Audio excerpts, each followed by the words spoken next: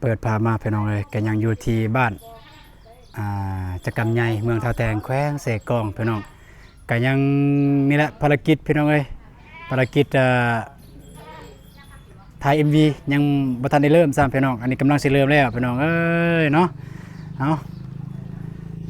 กราบทักทายสบายดีเด้อสบายดีพ่อแม่พี่น้องหมดสุขุสุคนก็ยินดีต้อนรับ2ตูน Channel เส้นเก่าเส้นเคยพี่น้องนะไปพี่น้องสำหรับคลิปวิดีโอนี้ก็คือสิพาพี่พาน้องไปเบิ่งเพราะว่าเว้าเรื่องเฮือนอยู่ศาลเนาะก็มีขั้นตอนยังก็คือทางเจ้าของเฮือนและเจ้าของบ้านเพิ่นก็คือคือสาวนูน่าเพิ่นก็ต้องได้ขอบนั่นขอบนี่ก็ไปถ่ายบรรยากาศเลยแล้วก็สิเริ่มต้นแนวใดพี่น้องเดี๋ยวบ่ต้นสิถ่ายให้เบิ่งพี่น้องนะแต่ว่าตอนนั้นถ่ายคลิปตอนถ่าย MV บ่ฮู้ว่าจะได้ถ่ายหรือบ่พี่น้องเพราะว่าตอนได้จับกล้องนำนี่นะพี่น้องบ่ฮู้ว่าจะได้ถ่ายเบื้องหลังหรือบ่พี่น้องไปเบิ่งนำกันเลยตอนนี้อยู่พุ่น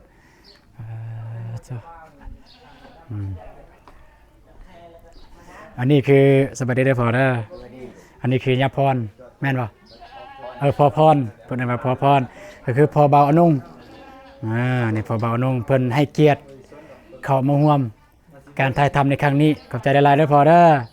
โดยอันนี้คือเบาสายสบายดีเด้อน่าได้ก็ฝากเนื้อฝากตัวอันนี้คือน้องสารเพชรสบายดีน้องสารเพชรอ้ายบ่ได้มาอ้ายส่งน้องมาแทนอ้ายนี่ก็ได้สบายดีเด้อตัวสบายดีเด้อทางนี้เด้อสบายดีเด้ออันนี้แม่บ่แม่นตุกงบ่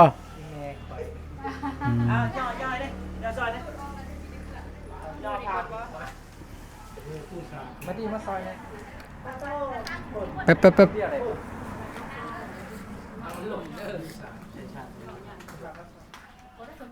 สิใหญ่ไปใส่สิปูสาดมันจังระวังลมนะสวยงามกว่าเจาะอุ้ยอย่าซื้อระวังยอดเด้อพูดเลยให้มันงามครั้งนึงก่อนก็ได้แล้วจังสิไปวางครั้งนึงไปเลยจำว่าจะใส่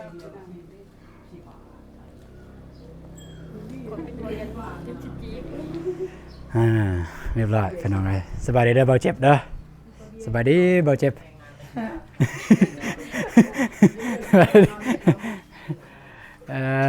เนาะนี่เรื่อง8ใช้เงินจะหน่อยจะใส่ก็ได้เอาครอบแล้วบ่เข้าไปถ่ายได้บ่บ่ได้ครอบบ่ได้เนาะบ่ได้โอเคบ่ได้ยาละนี่บัดนี้ก็เกียร์มานั่นเลยเฮามาให้ผู้หญิงแต่งหน้าแต่งตากันเอาโอเคเอาแต่ไหนแต่งตาเลยเด้อบ่ต้องเกรงอกเกรงใจกันเอง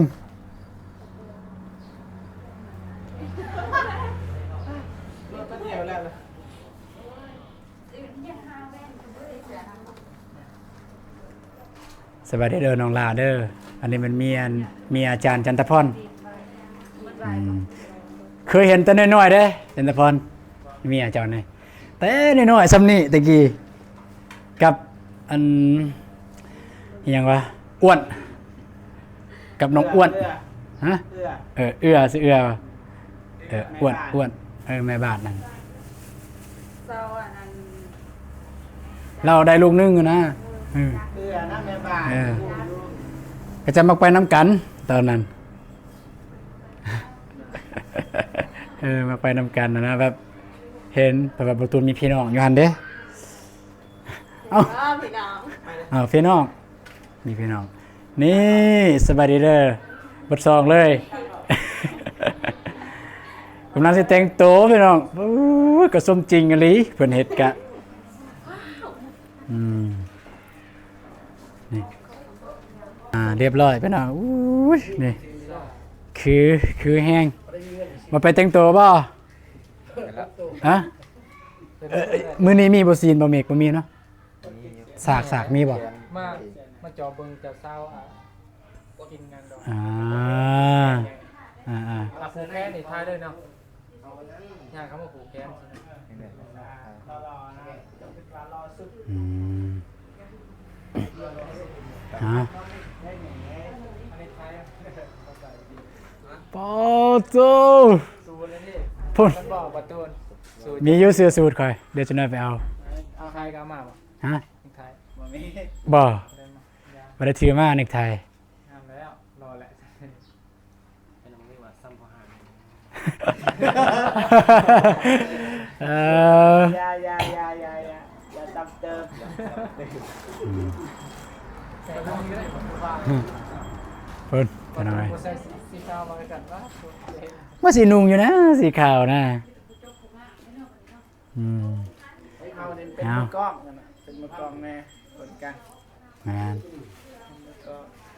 โอเคพี่น้องเอ้ยแต่ว่าตอนนี้ก็อยู่ในระหว่างการรอท่าทางน้องๆนุ่งๆแต่งโตวพี่น้องเอ้ยอยู่ไสนางเอกเขาแต่งโตว ทักเสื้อ ฮะ เสื้อมันจะเป็นเลยเปล่า บ่ ว่านี่ก็ได้ โอ้หนูใส่เงินก็สิคืออยู่เนาะเออ ก็พูดให้จับ เอา กันก่อนก็ ตั้งคือเลยเนาะ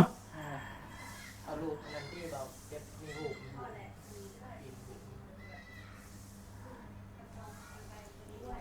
คือขนาดบ่เจ็บซ้อมไว้เด้อเห็นบ่ งานแต่งคนจน ตอนนี้แสดงเปิดเพลงเสาเลย ยังแต่อันนั้นนะบ่มีเนาะซื้อทางหลังเนาะโอ้ สื่อเนาะ อย่าแล้วเอาบ่มี คันมีซื้อนี่เอาคักสุดคันมียังแต่บ่มีซื้อก็เอาอืม เอาเป็นบทเรียนเป็นประสบการณ์ เอารอบหน้าก่อนเอาไว้อันถ้าปังเพลงนี้ก็แต่งเพลงใหม่ให้เบาเจ็บบัดนี้เบาเจ็บอกหักบาดนี้ให้เบาเจ็บไปโตนนั่นไปโตนน้ำตาด ตรงนั้นเป็นมิตร เออ โอ้โห เอียง ไงเพิ่นสิแก้เสื้อไปตายเด้อ โอ้โจ้โอ้ยว่านะเฮาก็อยู่นี่แกเสื้อ เอ๊ะสัมผัสหมอพรนี่ติ จักสิสบายได้มาพรก็แล้วก็บ่เข้าใจเพิ่นนั่นแหละเพิ่นให้เกียรติมาเป็นพิธีเฮา เอาไหมเริ่มพยายามหาบทเป็นยังถามเฮาบ่ได้เว้าตัวนี้ตัดออกได้ บ่เป็นหยังเฮาบอกแล้วเด้เพิ่นฮู้แล้ว บอกแล้วบ่ บอกแล้วเพิ่นฮู้แล้วเป็นหมอพร แต่ว่าพรเคยเห็นสูตรบ่แบบคือหมอพรเว้าอันน่ะแบบเคยบ่ สี ก็เป็นหมอพรดีกว่า เคยดอก โอ้เว้าเลยคำซ้ำนิดนึงเนาะ ไปเด้อ หน่อยหนึงให้มันคืออืม ก็สร้างขึ้นต้นซะสีเข้าไปที่สุวรรณนอก โดย ไปดิเอา ลูกแต่งแล้วเอามา โดย แล้วก็มา ก่อนแก่ลูก พอฮู้อยู่บ่ว่ามื้อนี้นี่ อยู่สามันดี ลูกชายพ่อเนี่ยสิได้แต่งงาน สีนะ บ่แล้วบ่ โอ้ยมื้อนี้ลูกชายพ่อได้แต่งงาน ดีแล้วเนาะ ได้แต่งงาน เห็นแล้วบ่เจ้าสาว ยัง ยังเนาะโอ้ย มีอะไรงามเด้ เออลูกสาวเจ้าสิได้แต่งงาน ชุดยอดเนาะ โอ้สุดยอดเลยบ่ฮู้ว่าคนใดมันแต่ติดตามเบิ่ง ตามชมกันเนาะ โดยเพิ่นยิ้มเปื่อยๆหลังจากว่าเขายิ้มเปื่อยๆโดยขอบใจหลายๆเด้อพ่อเด้อที่ให้เกียรติมาเป็นพิธีให้ทีมงานเฮาเพื่อให้นี่แหละเกินว่าทารสชาติถ้าตำบักหุงก็พอเป็นเกลือแล้วเป็นเปียงนัวแล้วว่าเป็นชูรสแล้วเป็นอิหยังก็ตามแต่นี่แหละแม่นประมาณนั้น แม่นงาน3 เฒ่า 4 แก่แม่นละธรรมดาเนี่ย พุ่นนักห้องเขาก็แต่งโตวคือกัน แต่ว่าเฮาเนี่ยแบบนี้เลยบ่นี่ ใส่ดิ ใส่ก็ ใส่สูท เต่าบวม ใช้ชุดวง เอาแห่มาเด้ต้องแต่งตัวล่อๆเนี่ย ใส่สุดสูทเนาะ ใส่เต็มที่เลยเพราะว่าใส่ เนาะโอเคเบิ่งสิไปเอาก่อนอยู่เฮือนสาวนูน่าพุ่นละสาวนิดละไปเอาเครื่องหน้าบ่าวแน่โตอยู่ในกระเป๋าสีเหลือง คนสบายดีคนงามอะไรพูดคนงามนะนี่ด้วยมายังนะกะฮะขอบใจหลายๆละมาจ้ะเครื่อง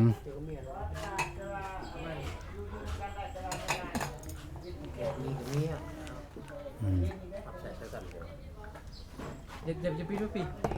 ฮะ สุดท้ายจะเปลี่ยนเครื่อง เอารถเบื้องหลัง ฮะ ตอนเริ่มต้น ถ่ายอะไรบ่อย ได้ โอเคเดี๋ยว ฮะบอธรรมดาได้พี่น้องเอ้ยบตูนก็ลงทุนแมน ชาวเจดีเนาะ โยงขนาดตัวภาพดีทง แล้วของก็มีเนี่ยนั่งที่ โชว์ว่า ชวนชวนมด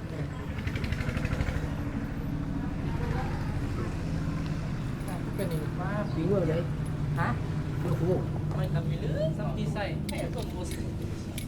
ฮะ จับ เหมือน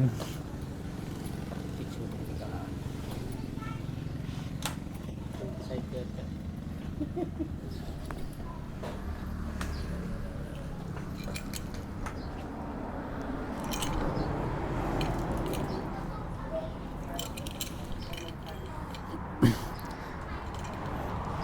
เอาพี่น้องเลยกลับมานุ่งอีกครั้งหนึ่งกับปันส่งอันนี้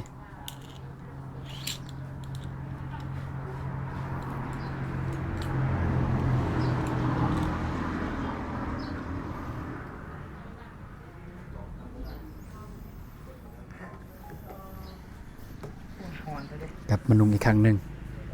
เอามาที่เบาเมกลองนุ่งดิเอ้ยเบาใช่เบาบมิกเพราะว่าจะเบาได้นุ่งเสื้อสูทแม่นบ่อันนี้เสื้อนักเรียนเฮา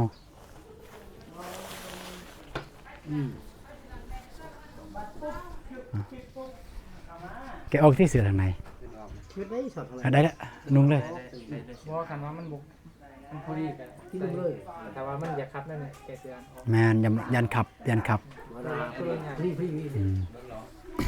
พี่เลย มาลองอยู่นี่ที่เอาให้เห็นแต่ว่าลอง พี่นะเคยเตะลองยิบนี่อ่ะ งามบ่ โอ้ยสุดยอด โอ้ยงามครับ ว่าหน่อยบ่ พอดีคืออยู่ ไม่ได้เห็นเสือขาวทั้ง แม่น ได้แล้ว แม่นแต่ว่าเอาเสื้อในเข้าในตัวนี้เข้าใน ขาวงามบ่หา ตัวนี้เข้าในตัวนี้ติดดุมเลยฮอดนี่พับคือเสื้อสายโฮโลนนั่นนี่โอ้ อีหลีสี่นี่คือเลยคือสายโฮโลน ได้บ่ ได้แล้วนี่ รอ สิบรออยู่ซ้ายเนาะ เขาเอาที่มือคอยเสือ ดุ้มแล้วนะท่านนั้น ห่อนได้ห่อนได้ มันแต่ว่าจะแกะเสื้อนี่ซะบ่ให้มันฮอด แกเสือแล้วนะกูดี แม่นแกะเสื้อในมันจึงบ่ฮอดลายโอ้น้องสารเพชรนี่ ซื้อยังครับ สารเพชร สารเพชรบ่แล้วสารพิษ สารเพชรหรือว่าสิเอิ้นชื่อหนึงก็ได้สารพิษ สารพิษจำไงดีสารพิษ พูนโอ้เสียดายบ่ตูนเด้บ่ได้เอาเมียมาเนาะเอาเมียมาเนี่ยครบสุดเลย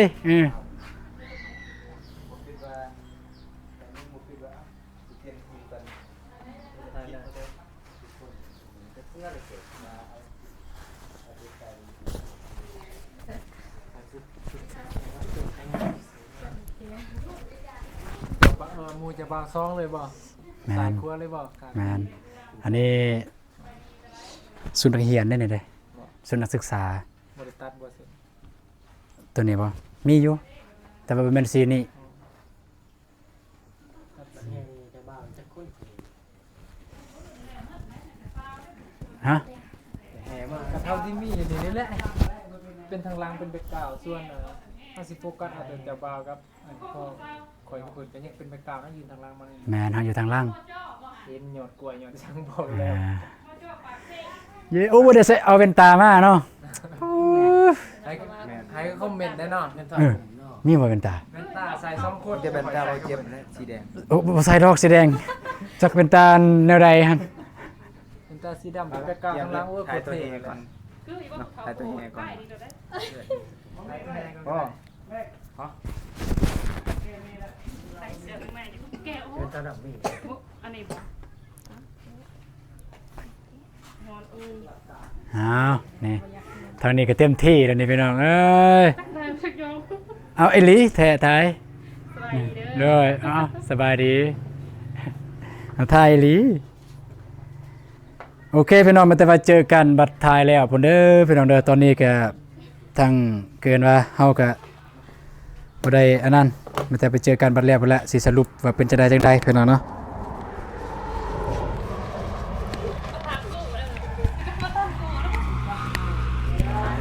เฮ้ยนี่เราส่งผมจะบ่าวก็รอจะเศร้าเมื่อไหร่ โอ้ยผู้หลายอยู่แล้วเอาหา ผู้ร้ายเป็นชื่อที่จำตั้งแชโต้ ใช่ผู้หลายโอ้หันว่าผู้หลาย ในการการเกี่ยวแต่งโต้ โฟโตแม่คืองามได้ปะ งามบ่ งาม โอ้ย งามลายงามลาย เดี๋ยวลายเด้อ เลยโอ้ซะอ่า เด้ส่งผมเยี่ยวก็มีนะอยู่กัน มีเยอะป่ะสิใส่คือกันได้นะมีเด้ ยังปีนกันจะคือ จะหน่อยผมใหม่บ่ได้ได้เนี่ย ก็ นี่ ได้ ผมใหม่ แล้วหมอรอบสิ่งหมูกระเป๋ารอบก็ แมน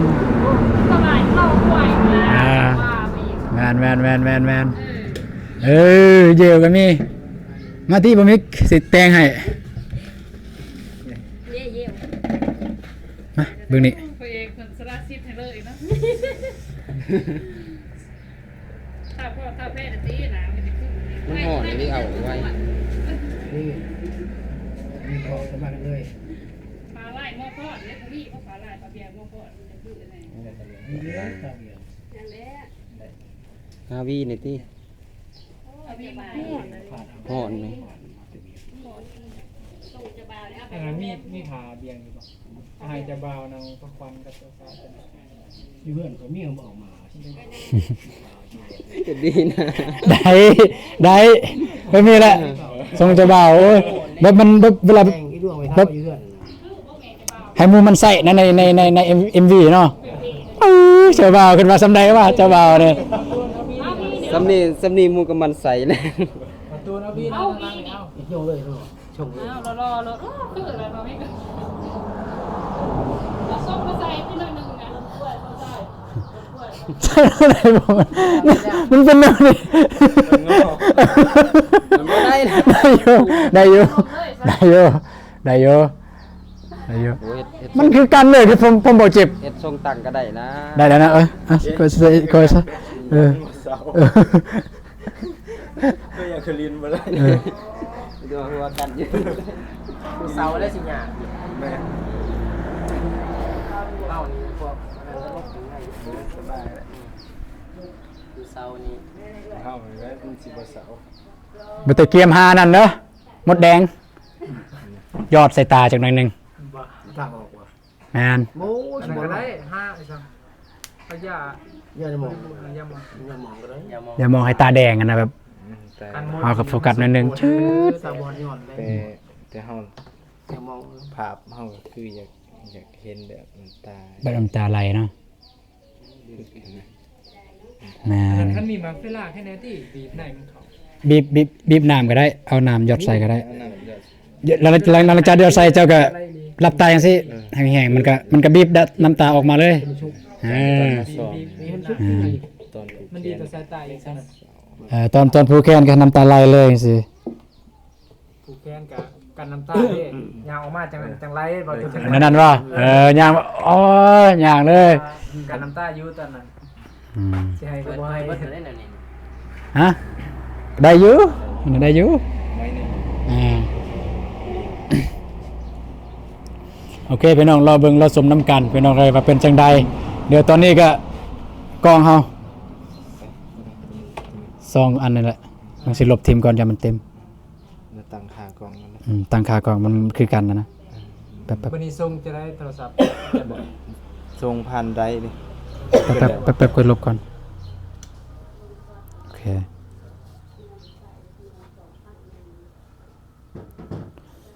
ต้องเซ็กอันนี้ก่อนพี่น้องเอาปรับกล้องคือกันเลยเอาแบบโฟกัสบ่ ตัวหาจอยังโฟกัสนะแต่ว่าถ้าภาพโดยรวมนี่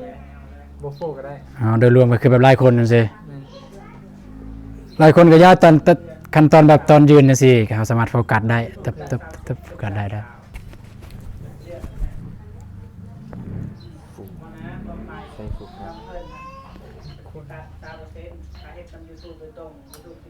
นี่เด้อภาพบุคคล ลองมา โฟกัสแน่นอนตัวอย่างนะสิ ใส่คนใส่ฟุกครับ นี่ก็บ่เห็นแต่เห็นบ่แจ้งเห็นแจ้งอันนี้